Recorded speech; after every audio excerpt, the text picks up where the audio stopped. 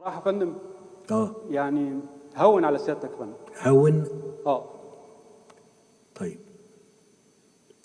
شوف اسمع، هم يومين على وش الدنيا وبعد كده هنموت وتحت بقى. يا رب يقبلني.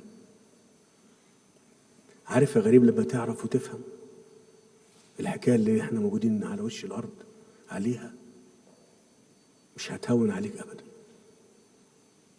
لما سيدنا النبي عليه الصلاة والسلام، واحنا طبعا بنقول نموذج يعني، نتمنى ان احنا نبقى حاجة من ريحته يعني.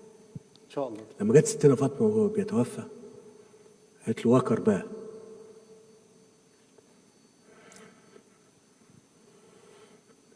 قال لها لا كرب بعد اليوم على أبيك. وهو إيه؟